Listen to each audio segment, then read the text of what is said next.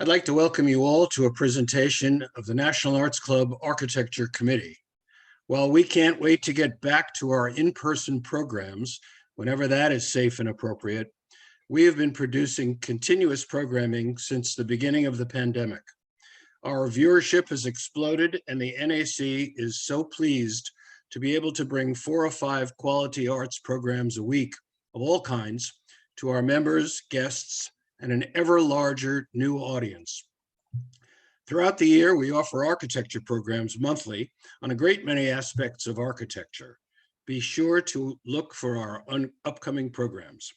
Special thanks today to Architecture Committee member Joanne Cole, who arranged this program.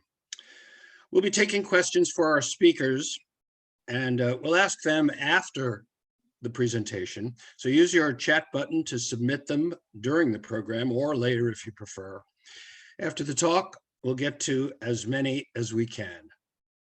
And now for our program, Essex Crossing, New York's anti-Hudson Yards.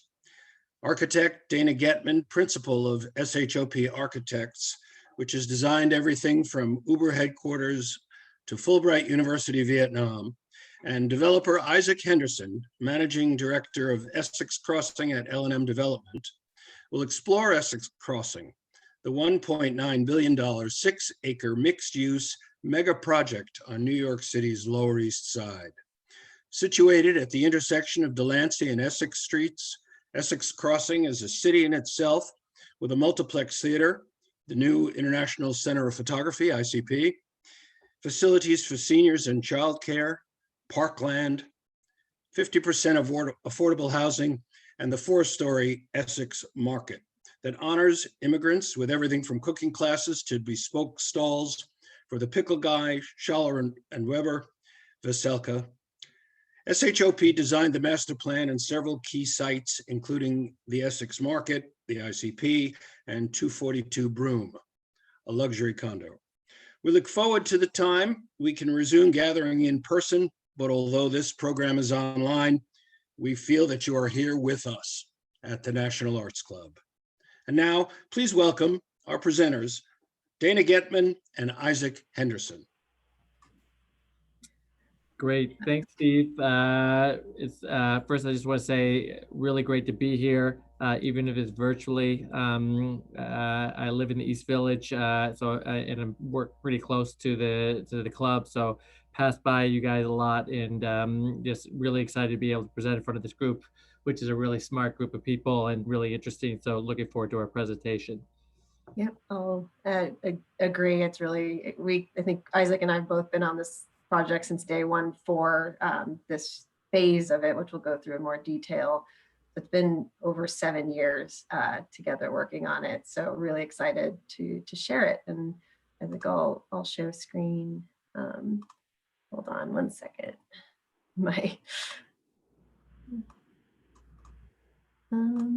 Present.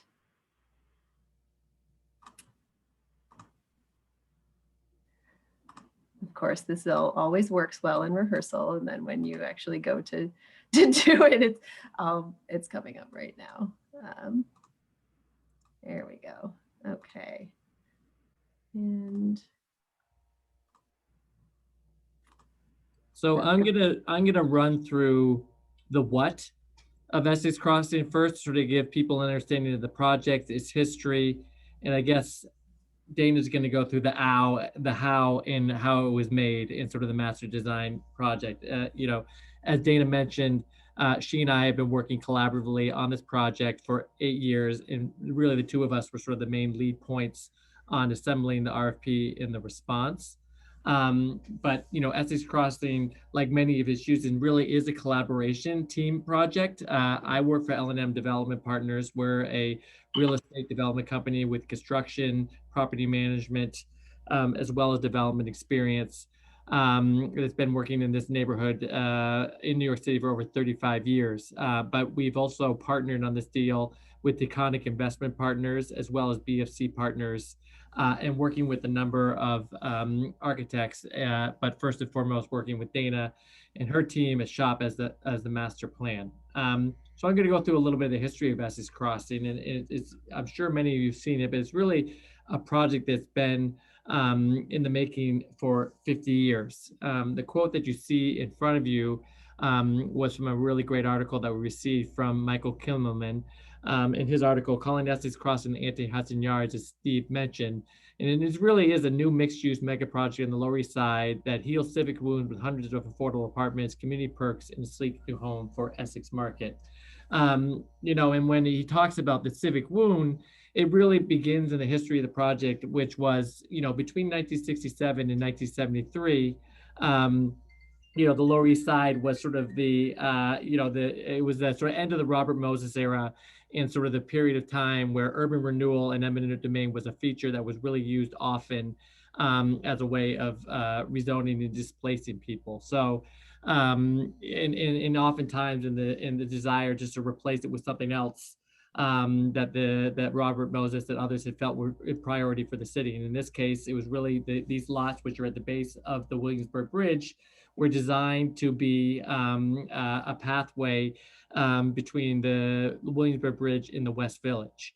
But also at that time, at the same time, it was also the sort of the beginning of community activism and sort of the rise of the Jane Jacob era. And the community really started pushing back on the city and master planners and saying, we really want a seat at the table. And the community and the city really fought for over 50 years to try to determine what would be built on these sites. And that's really what Michael's referring to as a civic wound, in the sense that these, for 50 years, is sort of one of the most transitional, important neighborhoods in New York City. These lots remain vacant. In the picture that Dana shows you there really shows what this community had become after the sites were demolished.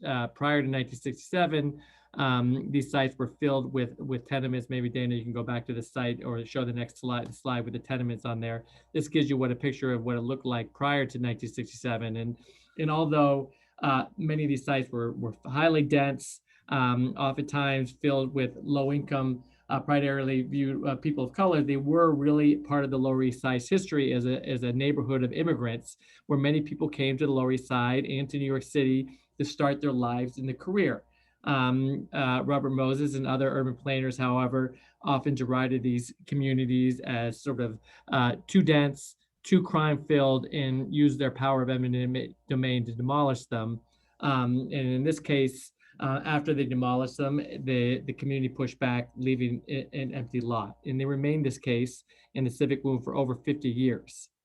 It wasn't really until around 2010 that the Bloomberg administration, at the tail end of its project, really said, listen, we're going to change our approach to this development. Instead of telling you what we want to build, as many other developers or planners had done previously, they said, what do you want us to build? And they really became a really inclusive process where I view it as a sort of a bottom-down approach to development rather than the top-down, where you can see in this picture here is one of the architects that was involved in the deal prior to our involvement, really sitting down with key stakeholders in the community from all different stakes and really asking them, if you're going to take 9 city-owned lots at the base of the Williamsburg Bridge, what would be some of the important priorities that you'd want for this property?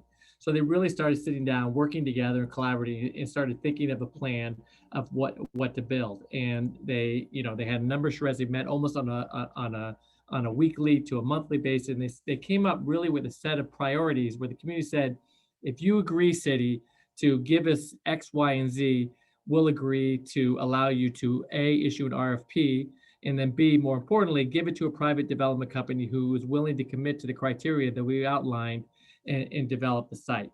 So I'm not going to go into all the criteria prior to the RFP, but I think it is important to understand sort of what was important to the community. And it's also important to understand sort of the context of the years that this was done, because I think one that's really interesting in New York City history is so much development is really influenced by the time that it's being developed, right? So I don't necessarily know that what we put forth in 2008 to 2012 or 2013 could completely be replicated today, but I do know one thing, that this was a very community-driven process. So, the first thing that the community said, listen, these lots have been vacant for 50 years. This is a once-in-a-lifetime opportunity for us. And while we understand that these sites, were traditionally 6-story walk-up buildings that can maybe generate 600,000 square feet, the need in the civic wound for our community is so deep we really want to make a transformative placemaking experience. We want to rezone these sites and basically triple the size. So the first thing is that let's go through a process where we rezone these sites and go through a process called ULURP, where we transfer the sort of square footage of the site from 600,000 to roughly 1.9 million square feet. So you could really see the community was already had their big thinker planner hats on and saying really wanted to make an impact. The second was, and this is sort of a consistent narrative in New York City's history for the last 400 plus years, we want housing. And, through the planning process, they sort of determined, well, we can really get a roughly around 1,000 plus units of housing. And they said, that's great. And then, immediately the discussion goes to housing for who or housing for whom. For the community, it was really important that this was a mixed income community. They wanted a little bit of this, a little bit of that. And you'll hear that as a narrative that runs through this whole entire process. But they ultimately, through a community process, through lots of debates back and forth, give and take, they settled on 500 market rate housing units, 500 affordable housing units. And even on top of that, they asked that the affordable income bands be really dispersed from very low income to moderate income to middle income. And as a result, we got the requirements from the city per the RFP that you're going to deliver to the city in the community 1,000 units housing at different income bands. The second key priority is that they really wanted to sort of continue to transform the Lower East Side as a place that was a nighttime destination to a fully thriving community that was really 24/7, really focusing on daytime uses to fill in many of the gaps that were missing from the Lower East Side. For those of you who I'm sure have all been to the Lower East Side, it has traditionally in recent years been a great neighborhood to go out for, restaurants or bars or, late night activities. And while, the community and myself have nothing against bars or banks, it really lacked many of the sort of the key resources that make a successful, like they didn't have a supermarket, it didn't have any family entertainment. And a lot of the shopping that was there was really geared towards nighttime uses. So for the community, they really wanted to plan, and from an architecture standpoint, they really wanted to prioritize uses that were not nighttime ones. So they said, in addition to give us 1,000 uses, we are going to rezone these sites and create large commercial bases. So basically, we were required to fill close to 600,000 square feet of commercial space. So on top of that, so it was a combination of housing, a detailed commercial plan, and then the third really important piece for them was keeping and refurbishing the Essex Street Market, but also taking the existing market and relocating into a new structure and doubling its size. For those who aren't familiar with Essex Market or Essex Street Market, it's one of the city's longest run and one of the nation's longest running publicly owned, publicly run market. It was started in roughly 1918 in response to the Lower East Side was teeming with all these push carts. And for those who may have seen Godfather Part 2 or other movies that profile the Lower East Side, push carts were all over the street. I believe Mayor Fiore at the time hated all these push carts, so he built a series of public markets along Essex Street and called the Essex Street Market and moved all these vendors inside. So it's your classic market, fishmonger, meat store, coffee, every sort of good. And it was run by the city for 75 years and really became a heartbeat of the Lower East Side, although it's sort of fallen in times where in the last 10, 15 years, it really become an outdated space. And while the community wanted to see a new one, they wanted to make sure that it was a priority that it remained. So that was also a third component of the RFP, that we basically build a brand new Essex Street Market. And then there was a number of other criteria that it needed to be built to the highest green standards. Another one was that they wanted a number of distinctive architectural styles so that no two contiguous buildings could be built by the same two architects. So under the leadership of Dana and Schott, we basically curated a plan, but we invited a number of other architects into the team to present their own ideas. And they really set together a litany of criteria and said, listen, if you agree to do all these things, we'll let you respond and award the site. So as Dana is showing on the site, in 2013, EDC issued an RFP to the private sector for the development of the site to Seward Park. And really, we came together as a team in that January, and we worked for over 6 months, really taking the building blocks that the community put forth and basically putting together our own plan. And then here, so we work together, and I mentioned the partnership is between Taconic, L&M, and BFC. So really through this process, another key component of the RFP too was that we would have to maintain a constant commitment to continuously work with the community throughout this process. Not only was the community involved, the community saw all the RFP responses and had a seat at the table in helping select the development team, but we also made a commitment to continue ongoing dialogues throughout them. So after a lengthy process of us submitting our plan and going to RFP in September of 2013, the Delancey Street Associates was the name of our partnership, was selected to be the developers of the site. What's the next slide there, Dana?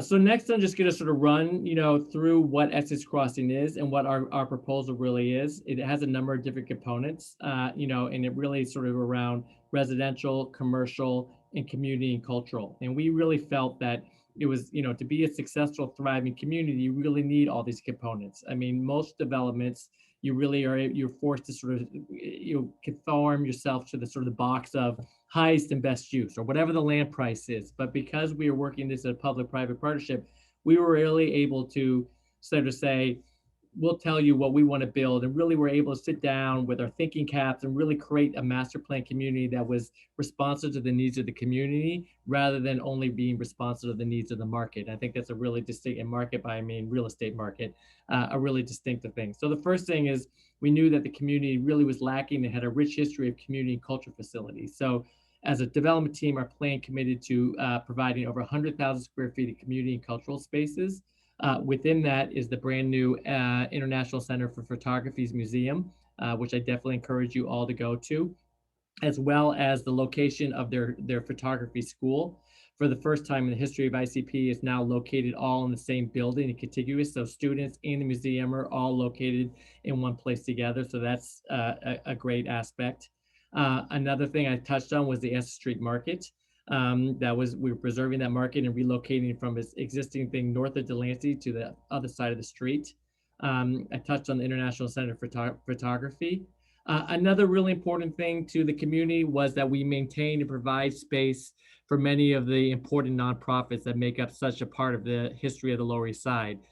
For those that aren't familiar, for the last 100 years, there's a number of groups called settlement houses. Grand Street Settlement, it was listed here being one of them, that were really the first place where people would come if they need services, to find housing, to find jobs. So a number of services, settlement houses like Grand Street or Henry Street, or even Education Alliance, catered to new immigrant groups and really were the first places you went and said, I need a place to live, I need a place to find a job. So they still remain in the Lower East Side and provide important things. So we of the 100,000 square feet of cultural community space, we work closely with a number of these nonprofits, of which Grand Street Settlement is.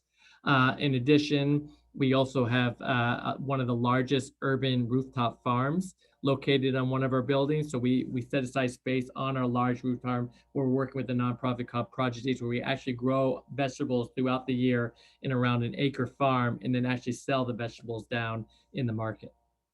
Next slide. In addition to the community and cultural space, there was also a real emphasis, as I mentioned, on commercial space. And I think what was interesting is that unlike other areas that you see, there was a real emphasis on focusing on micro retail and smaller mom and pop businesses. The Lower East Side, as I mentioned earlier, had a real strong history of not only being the first birthplace where people come as immigrants, but also a place where entrepreneurs and small business owners had push carts or small stores to sell their goods. So it was really important to this community that we focused on retail spaces that were smaller and focused on smaller businesses. So they made a requirement of the RFP that no box be greater than 30,000 square feet, with the exception of a grocery store and a movie theater. Now, the reason why they made these exceptions is while they appreciated the requirement for small businesses, they also understood that, every neighborhood that really is thriving and successful could use a grocery store. And there also was a real desire for non-nighttime uses that were family entertainment. So one thing that they asked said, well, we don't want anything to be over 30,000 square feet, but if you do bring us a grocery store and a movie theater, those can be an exception. And as a result, we do have a Trader Joe's, the largest Trader Joe's in the Northeast, as well as Regal Cinema's movie theater, which Currently, unfortunately, it's closed, but we hope that it'll be opened up there. So with the exception of the 30,000, we then focused our commercial plan on building what we call the market line to small business focus. So in addition to building out the S Street Market and relocating it, we committed to creating the market line, which is an additional roughly 100,000 square foot food market that will be contiguous and below, runs beneath the base of sites 2, 3, and 4, and will be roughly another 110 to 130 vendors be above what we do. So when we're all said and done, between Essex Market and Market Line, we should have 130 to 150 small business vendors, primarily selling food. But what's really great about this model is that they're all sort of micro retail. You know, most of the stalls are 400, 500 square foot. So the actual rent that the vendors have to pay on a monthly basis is much lower. And then on top of that, a lot of the services that you have at the site, whether that's shared seating spaces, shared restrooms, shared cleaning, they're shared in a cooperative way amongst all the tenants or bore the cost by the landlord. And this really makes small businesses much more viable than what you would see in something that's sort of like if you have to go and you want to start, you know, Dana's kombucha store, she'd have to you get a traditional retail space, build out the restroom, take on all the costs. By building in a sort of small business in this market, we're able to bring all these people together and really create a really destination worthy experience. And prior to COVID being shut down, we had the Essex Street Market open and the first phase of the market line. Now we're slowly getting back up to speed, but it really was a great place to go on Saturday and Sunday to do a variety of shopping as well as just get something to eat. And we were really sort of gaining that momentum. So in addition to the small businesses, we also committed to building 375,000 square feet of office space on sites 3 and 4. And, you know, we really felt that, you know, in order to really make a thriving 24/7 community, you not only need a place where people live, but also a place that people work. You know, really at the end of the day, we want Essex Crossing, or it is a place where you really, you know, live, work, play, and shop. So we really felt as we were putting together this model that we wanted to hit on these pieces. So we're currently developing 375,000 square feet of Class A office space. Now, obviously, in March, I was feeling very good about our prospects for the office space. I still feel very good about that, and we can maybe bring that conversation later. But, you know, I think, you know, where people want to work has changed so much over the last 10, 15 years. You know, millennials are having much greater seat at the table about where office CEOs decide to locate, and they want to be in neighborhoods that have shops. They want to be in neighborhoods that are near public transportation. They want to be in neighborhoods with open space. So, you know, we really feel that Essex Crossing is sort of the ideal place for people to locate their office who want to be in a location that's a little bit different, but provides significant amenities to their tenants. And then finally, in addition to the micro retail in the office, we did want to make sure from a financing where they had a number of anchor tenants that really serve the communities. And those anchor tenants I define as sort of Trader Joe's and Target, Regal Cinemas, and then we were able to get NYU Langone and their healthcare facility. And then also, just for fun, we have a new bowling alley called the Gutter. Next slide. And then obviously a third component and super important was our residential. As I mentioned, the community really wanted it to be, you know, 1,000 units of housing. We were actually, after all said and done, we were able to squeeze in 1,079 units in the total building. And one thing that my firm and our team was really committed is that the project would be mixed income. We were mixing affordable right next to market. Over 70% of the project is mixed. Many of the buildings are 50% affordable, 50% of market. We have $9,000 a month, 3 bedrooms, living right next to somebody who may be income restricted in a studio for $400 a month. I think one of the real legacies, great parts of New York is that, you know, people want to be mixed together. They want to live together, and living next to somebody who has a different income is not a negative. In many ways, especially on the Lower East Side, it's a positive. Some developers definitely shy away because they feel like that's a challenge. But I think our team, when we're developing, you know, this project, really felt that that we were really committed to sort of a mixture of income. And we really also felt that the community that spent so much time really putting this together, that mixing all of this, really creating an inclusive community was super important. And I think this is a theme that's sort of consistent throughout, whether it's inclusiveness through the diversity of the retail mix that we have, big box next to small box, micro retail versus, you know, first time business owners, it was all mixed. So, they talked about saying what type of affordable housing. And as I mentioned, we were really going from people as earning as little as, we have some people, seniors living there earning $0 to, people buying market rate condos in the penthouses that maybe cost $5-6 million. So I think we really have, a real wide range of different housing options. We also focused on providing market rate condos and market rate rentals, and we also have affordable rentals and affordable home ownership and affordable rentals, and we also have housing set aside for seniors. So a real mix. Next slide. So this really sort of shows you that Dana put together this pretty slide that shows you all the different mixes, and what you can really sort of see from this mix is just how integrated all the uses. Almost every building has, there's not a single building that doesn't have at least one of these two, and many of them have all four of the residential, office, cultural, and retail. So I think that was a real sort of key component. Project timeline. As I mentioned, we have 9 sites, and we're basically building them. Basically, we were awarded in 2013 and started construction of phase 1 in the summer of 2015, and we hope to be close to be done in 2024. So it's really, 11-year time frame from the time that we sort of started thinking these ideas up to completion. That obviously presents a tremendous amount of challenges, notwithstanding the fact that we'll probably be building this project over 3 different mayors. So different administrations and the challenges related to that, and good or bad, going through a number of different economic cycles, and certainly the most challenging one that we're in now. But when we were developing our plan, we really felt it was important to bring many of the community benefits to the first phase of the project. So sites 1, 2, 5, and 6 are all now fully built, completed, and stabilized. And as you can see from this slide, of the first 500 plus units, almost 60% of the affordable units were delivered in this phase. In addition, the 300 represent, roughly 60% of the overall affordable for the entire project. We felt it was really important because the community was so involved in this project that we give back to the community and give them a lot of the sort of the key sort of affordable housing. In addition, we really felt that by developing sort of the key pillars from the commercial side tendencies, it would really help us in our ability to revitalize this neighborhood and ultimately make the market rate uses down the road more viable. So in the first phase, we redeveloped and relocated the Essex market, launched the first phase of the market line, developed and created and opened the ICP Museum, put in a number of our nonprofit partners, as well as brought key retail tenants, Trader Joe's, Target, Regal, NYU, and the Gutter. So this was all really in the first phase. And I think that's, really helped us create the foundation, prove to the community that not only were we honoring our commitments, but as we develop the future phases, we have many of the assets that make a thriving community and want people to live here.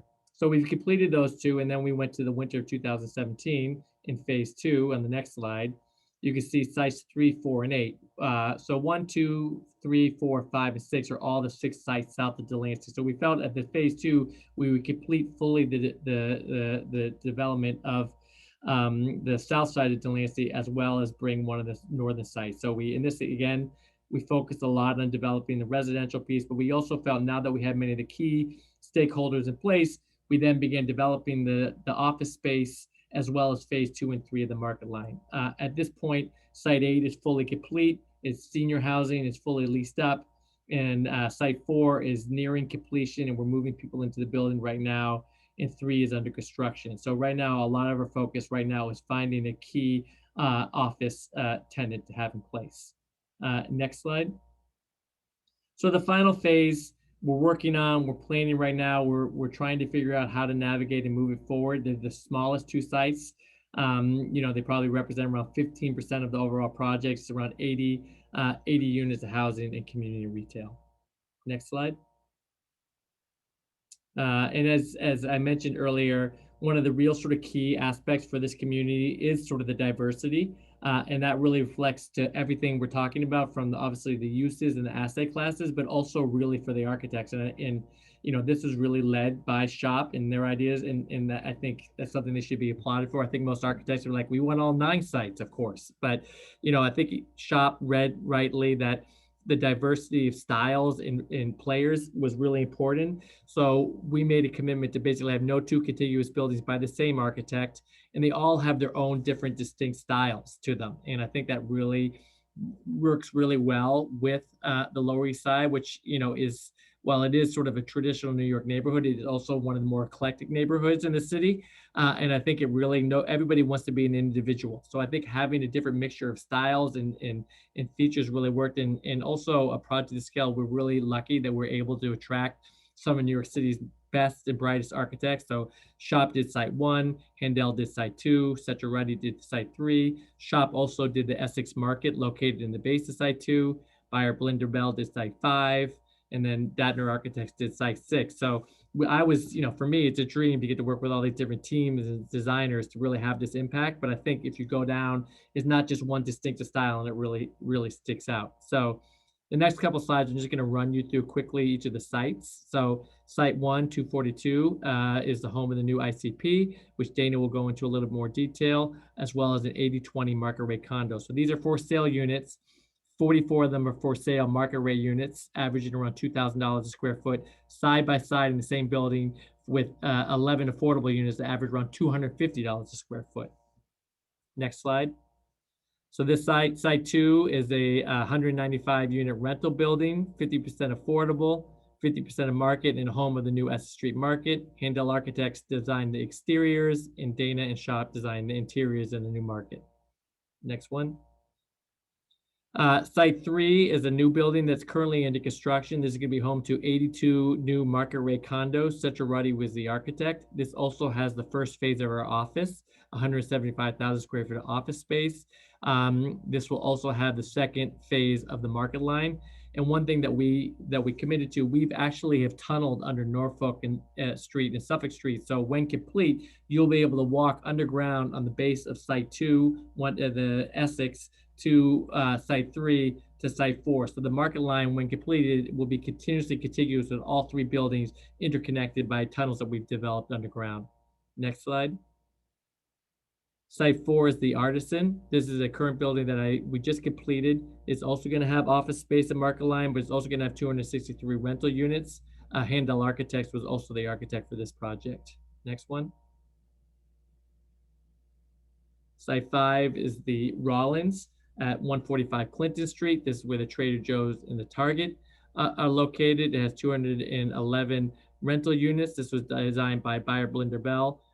We named it the Rollins because this is actually where Sonny Rollins used to live when he lived in downtown in New York. And he composed arguably his most important record, The Bridge, where he would leave his apartment every day, which is basically at the base of the Williamsburg Bridge where this site's located, and play his saxophone because he was very intimidated by all the amazing New York City artists that were doing jazz at the time. So he spent 2 years just playing the saxophone without releasing any album, and then ultimately released The Bridge after recording all of them at this location. So I'm a big Sonny Rollins fan and knew that he lived there. So I outreached to him and asked if we could name the building after him. So that's why we call it the Rollins. Site 6, the Golden, is 100% affordable senior housing, and this is where all our community facility and nonprofit space. The building is named after Frances Golden, who had been a community activist in the Lower East Side for over 60 years, and she was really the most principal person responsible for continuously advocating that Essex Crossing, whenever it's built there, had a significant affordable housing and community aspect.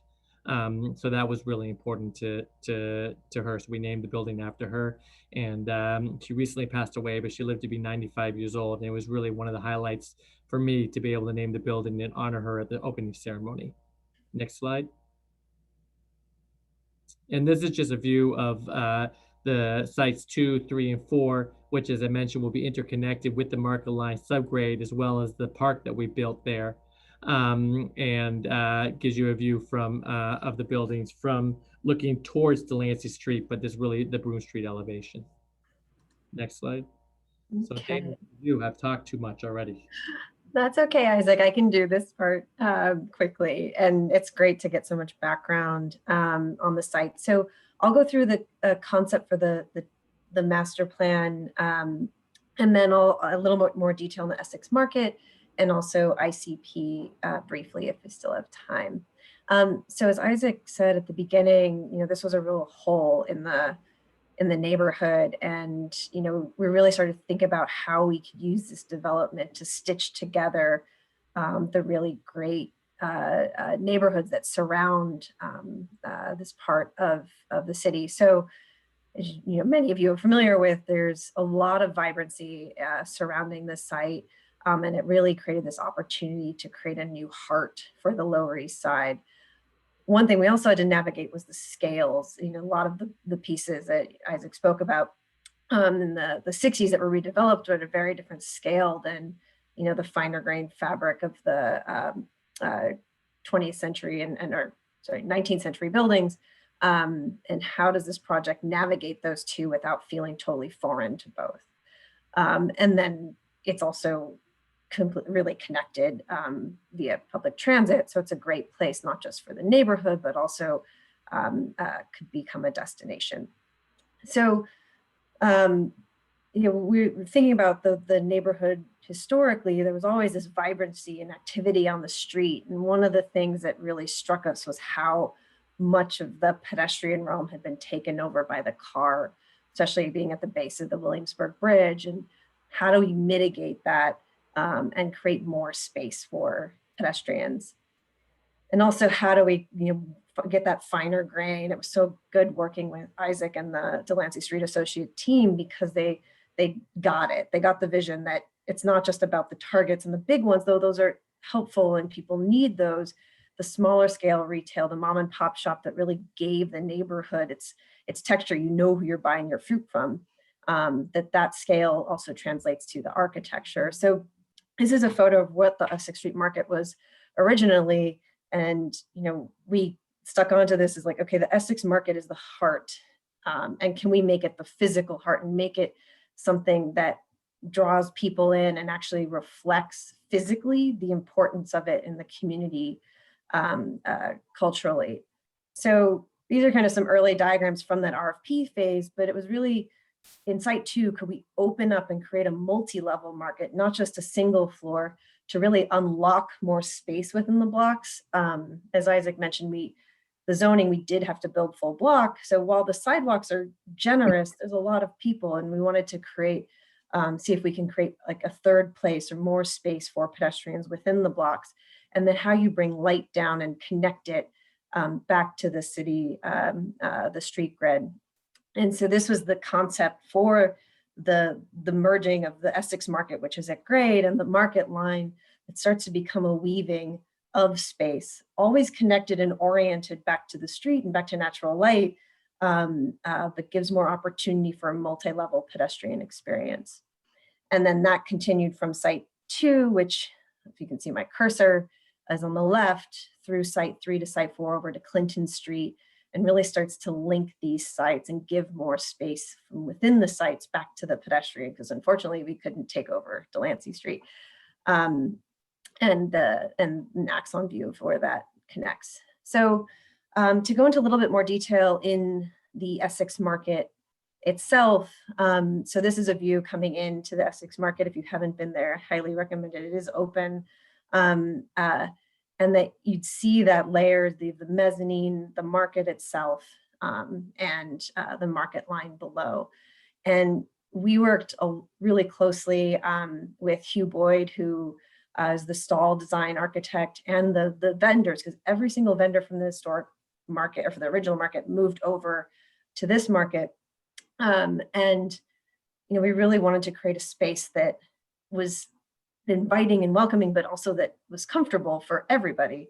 So it was really about, how do we frame the vendors and make them the star of the show, create a very subtle background. And then the lofting of the ceiling was about that connection back to the city. You see the neighborhood, you see the street, and it opens up that mezzanine or perch above. And one thing that we took advantage of here was, it is a little bit of an insane building. We have residential units, a movie theater, a huge market, and then the market line. So to get the ceiling height without losing square footage, we actually used the underside of the rake of the movie theaters above to pull that height up and create this without, compromising on being able to fit everything in this building. And the design of the ceiling was influenced by the city itself, from the coffering you see and more humbly in the subways to the beautiful Guastavino tiles. And you see in some of the, in Grand Central and some of the more historic subways. So something that captured light and gave an essence of the kind of underground texture that we love in New York. The mezzanine on top really became this place where you could go to the market previously and buy food, but there wasn't a place to stay, which was a real lost opportunity. So this is the mezzanine where anyone can come sit, kids come from across the street at the high school, workers in the neighborhood, the local community. After you do your grocery shopping, it's a really great asset to the market, and it's overlooking the street. And you can see through here the Site 3 that's under construction beyond. And then there's also a demo kitchen as well, which the EDC runs and is able to do community programming and cooking shows. So it's a really incredible asset, and it was really great working with the EDC, the development team, and the vendors on this space. And then going down below to the market line, again, this direct connections, you see the light and the layering of the city. But this one is a little bit, the time of day that the market line operates is more lunch to later. So we're like, okay, this is a different type of space. So it was a little bit darker, more street, New York City street in the rain, so reflective neon lights, and playful. So these are some of the vendors that just opened down there. And then, as Isaac mentioned as well, on top of this, on top of the movie theater, which is on top of the market, we also have Project Eats, which grows an amazing amount of vegetables for the market on the roof. So it's really this kind of ecosystem of a building when you include the residential, the rental, that is kind of incredible. Or with a Russian doll of architects from Handel, who did the building, to us with the market, to Hugh Boyd with the stalls. And then a view, this beacon, and this was, one of the reasons for the ceiling was that this becomes a place that's inviting. And you can see, like, there's a lot of cars, the sidewalks, we weren't able to widen them anymore. So creating this other space for the community was really important to us as part of this project. And we're really happy with the result. So the next, I'll touch on International Center Photography briefly. I know I have 3 minutes, which is in Site 1 as well. So Site 1, 242 Broome, and you can see Site 2 is across the street with Essex Market. It's kind of a unique site. It was the only one that crossed Essex, and it was like in more of the lower rise fabric. And it also was a bit of an interesting shape. So with that site, we thought this would be a great site for the cultural, the museum, which is the International Center of Photography, because this part of the Lower East Side has a great gallery presence on the ground floor. It's very walkable, but if you take this through block portion, you could also have a presence on Essex, which has a lot more through traffic. So there's the neighborhood gallery presence on Ludlow and the bigger scale presence on Essex. So that was what we kind of cut that through, and this is the program for the cultural building. And then, even though it's technically one building, we treated the condominium tower almost as a completely separate building to break down the scale of it and give the condo its own identity and the museum its own identity. In reality, the building shares egress, shares services, and even the ICP's offices are in the base of the condo tower. But we wanted to respond to the scale of the neighborhood. So this is a view of the condo, and then you can see the more the clean box at more of a civic scale of ICP beyond. And Isaac mentioned materiality and difference in design, and it was important to us and to all the architects on the site it was a priority for the community, but I think it's also a priority for all of us that our buildings aren't alien and don't that work with the textures, fabric, the light and shadow of the context. So that's where we came up with this faceted facade that played with light in a different way than the historic brick buildings, but started to blend in with that street scale, and then set back the tower to respond to the larger scale development to the east. And then the organization of the museum itself, and we were the core and shell architect for this, was to create the civic moment or gallery on Essex, and then again that smaller scale street gallery on Ludlow, and really pull people through this volume. And so this is the facade on Ludlow.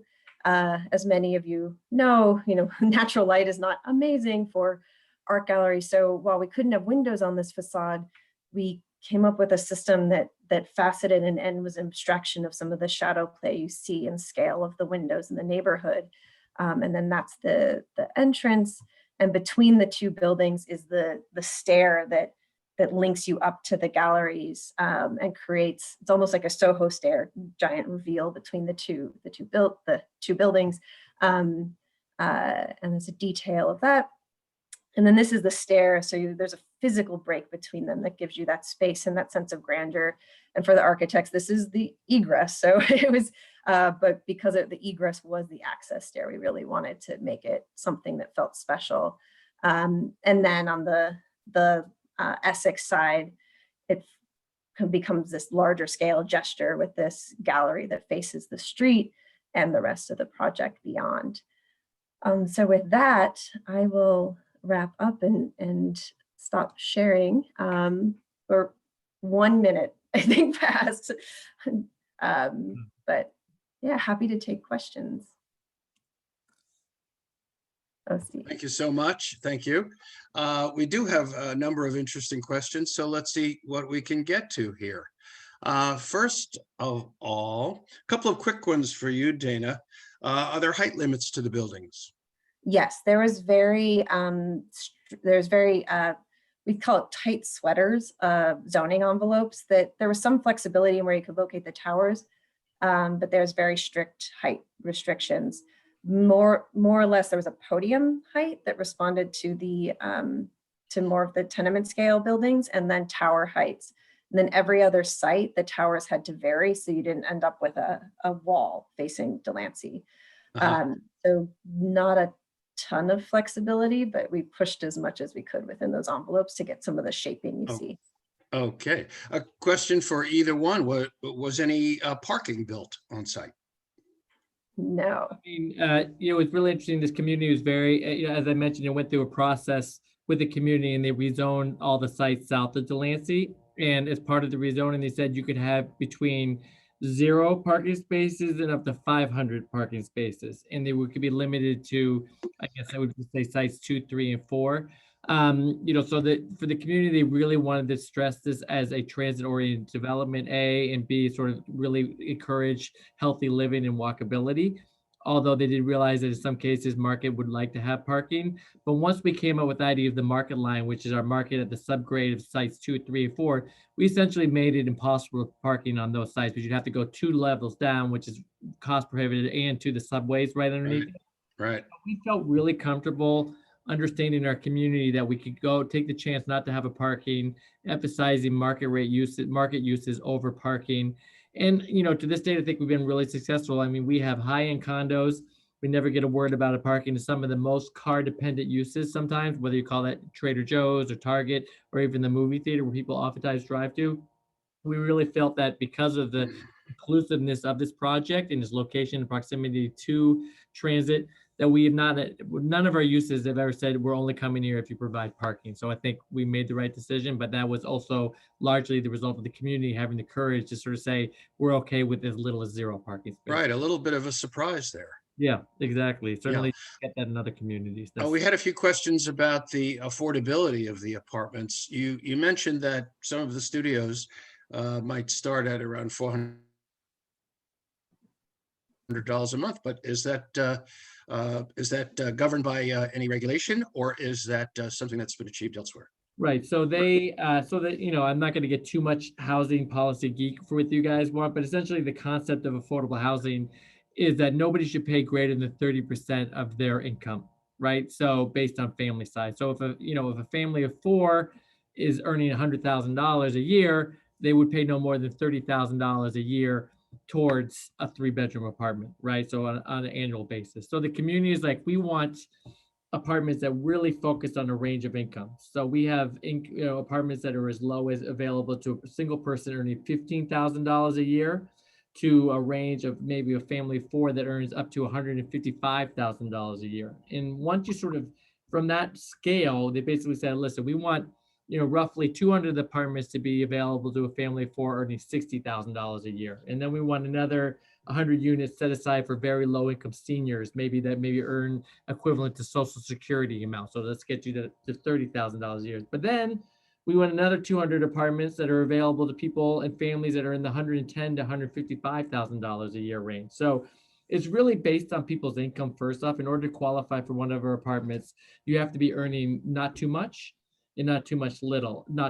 And then on top of that, once you sort of fit into those income bands, the rent is basically sized to be between 30 to 35% of your income. So that's generally the math that goes into this. What was really unique about this community is that they really wanted a significant wide range, from very low income seniors that could be as low as $15,000 to 100. And we basically received over basically 1,000 units of housing, 1,000 applications for every 1 unit of housing. And I think one of my favorite things is in New York Magazine, in their matrix that they put in the back of it, they had a statement saying Essex Crossing affordable housing lottery kicks off. It's more difficult to get into housing Essex Crossing than it is to Stanford. So I like that. But they did set aside housing for people that they could find that were dislocated or relocated from when the demolition happened in the 60s of the neighborhood. So that's a great. There was a priority given to families that were relocated at that time, or that lost their homes at their time.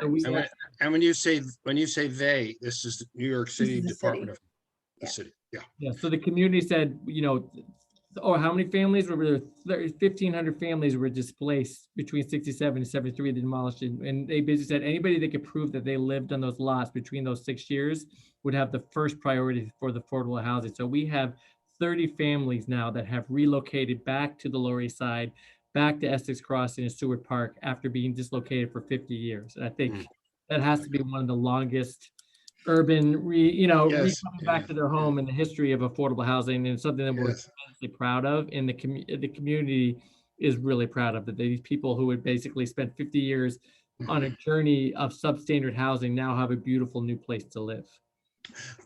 Without going into too much detail, a question for both of you about how you went about engaging with the community about deciding what would be on this great piece of land. Just briefly, what was the community engagement process? I think as Isaac laid out, there was a really strong community engagement before the RFP that was a great foundation for us. So it was great input. It's like, we don't want the same thing everywhere. We want variation. We want choice. We want a range of options for, affordable to, market rate. And then it was building on that through, I know Isaac was in quarterly community meetings, and we gave updates. I know as the design team, we gave updates at key milestones just to get feedback and make sure that we were in line with what everyone was thinking. But it was really great to build from that. And was that through a series of public meetings? Yes. And we never really treated this as an as-of-right project. I think we viewed the community as a partnership the whole entire way. So we even when we came up with the design, even though there was really no formal approval process, Dana gave a formal presentation on the materiality, the format, the look and feel of each of these buildings, and getting their feedback with, and they took their role seriously and they gave good input, but they also viewed us as a partner. And I think it was really collaborative rather than combative, which is, I think, a very important takeaway for this project, and hopefully something that can be replicated in the future dialogue, because I think so many times these things are set up for combative situations that don't really lead to the best outcomes. Yes. You mentioned earlier in your presentation, Isaac, there was a site for a future school. Where's that located? So that's where, right next to the Rollins and next to the public park, that we set aside a 15,000 square foot lot that would ultimately produce a 75,000 square foot school. It's not something, however, that we need to build. It's really reserved for the Department of Education, funding set aside, availability for them to do. And that's always a push and a pull, right? The community definitely wants it. And then there's also the Department of Education. They look at the resources and need. They're not always on the same page about whether schools should be built, but there is 15,000 square feet set aside that could ultimately yield a 75,000 square foot school if the Department of Education, City of New York decides to do so. Right. How did you wind up getting the ICP and some of the other major retailers down there, just briefly? How did that happen? I mean, the ICP is an interesting story. I mean, Dana, you want to talk a little bit about the history of the ICP, starting with the Warhol and moving from there? Yeah, I mean, our original that we went in with the RFP was with the Warhol Museum, they would be not relocating, but having a second home from their Pittsburgh home. Because Andy's work was so done in New York. There's a lot of strong links to New York. That unfortunately fell through with changes in the museum, and they were great to work with. And then, Isaac, you probably know about more of the details, but the ICP. We definitely swung for the fences a little bit by committing to doing a 15,000 square foot cultural facility. I think, as you guys are probably well versed in, and much better than I am, it's, not only does it take, it's difficult to find the right user, but ultimately they need the capital, the leadership, the wherewithal to pull it off. And that's not the easiest thing to do. As many of the major museums already have great spaces, and the smaller ones need a lot of help. We were fortunate that International Center for Photography, when they lost their lease at their location at Bryant Park, had some leadership on the thing that pivoted and made a move and put their temporary space at 250 Bowery. And that was actually proved to be a really smart real estate move for them. They gained a lot of value out of that building. And as a result, they were able to use that. They were but they also knew that it was temporary and a little bit small. And as we started looking for users that had it, they approached, I think we knew them, or they approached us and said, listen, we have this great site that's, double the size of 250 Bowery, and also will give you the opportunity, more importantly, to combine your school and the museum in one site. If you're familiar with the Bryant Park, they were across the street from each other. They weren't really contiguous, connected to each other. So we basically said, why don't we take your 250 Bowery site, which has a fair amount of value, and we'll give you our Essex Crossing site. So for them, it eliminated some of the hurdles of fundraising that many organizations do. And obviously they had a really sort of forward-thinking leadership there that was capable to pull it off. And we're so excited they're there because they do such great community outreach. They're an accessible museum. They have really incredible shows. So we're really happy that Yes, I'm familiar with them from back at the beginning. Yeah. I know you are. And for the architects in our audience, what was it like working with a team of architects? Was it like herding cats?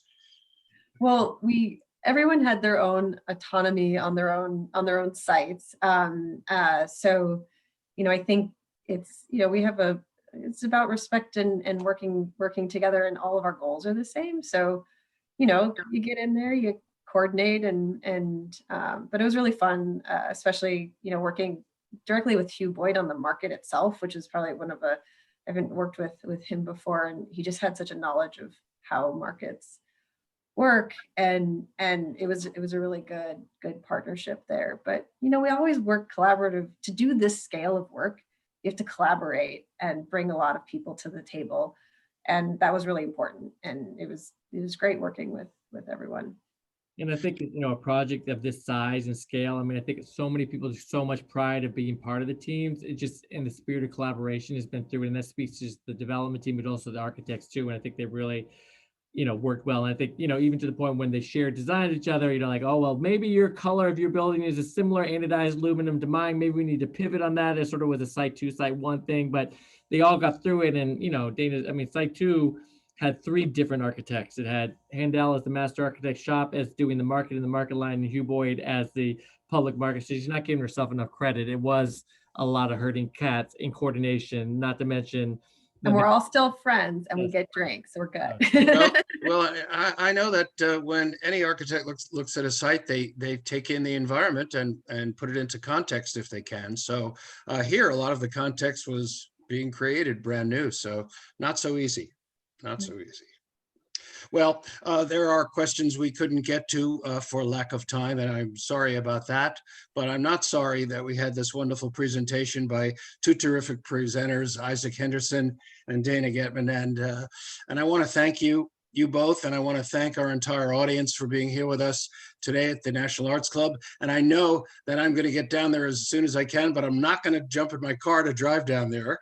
Right. I'll get on the subway. You're in the subway, or city bike's good too. So Right. So thank you all and good night. thank you, Steve. Thank you so much. It was a pleasure. Bye.